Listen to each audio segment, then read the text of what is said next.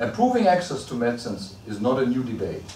The first WHO list of essential medicines dates back to 1977.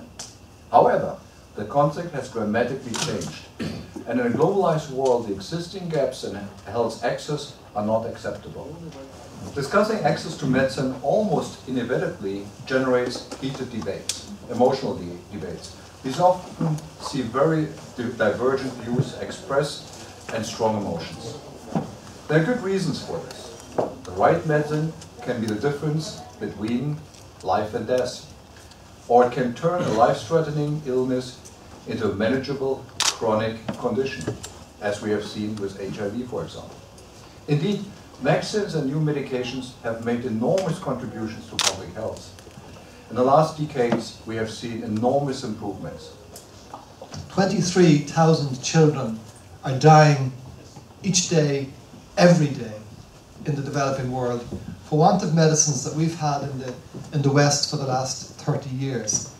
The good news is that it used to be 36,000 per day.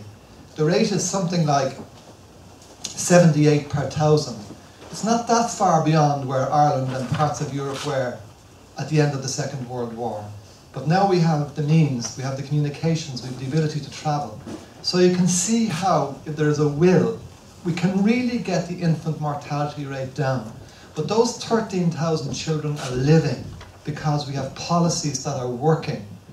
And what we've got to say to ourselves more and more is not just how bad the thing is, but what's working, how good the thing is. Because sometimes our citizens who pay taxes and make voluntary contributions, they lose heart if they feel that what we're trying to do can't be achieved. It can be achieved. Whenever we negotiate a new treaty, a new agreement, the Parliament has to provide its consent. It's a yes or no vote on the final package. And if these deciders are only exposed to one side of the information, the tendency will be to decide according to the information they are getting. And if that is that patent skill, I think it's normal that a member of the European Parliament will not see with sympathy patent rules in a trade agreement.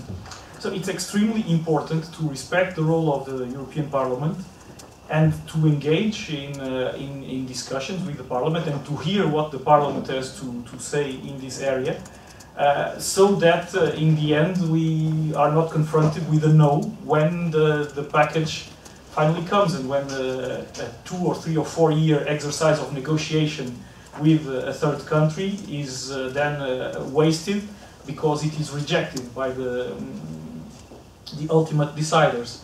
It is absolutely imperative to address the access issue, because without addressing this you cannot address the other issue. And there is the argument that you need IP protection to enable future innovative treatments.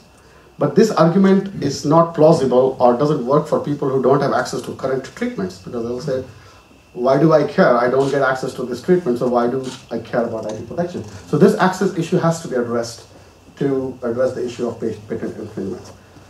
Can we throw caution to the wind? Doesn't the industry have a right to have its patents protected in certain circumstances? If it's not the case, then who will go into business? And if, for example, people in some countries, just take India, for example, if they're not to abide by international law, will it be the poor who will gain, or will it be the profiteers who will develop businesses in those regions? These are legitimate questions to be addressed, and we really need to address them in an ethical way, in a way that allows business to prosper, doesn't threaten jobs, but meets the need of the humanitarian need at the same time.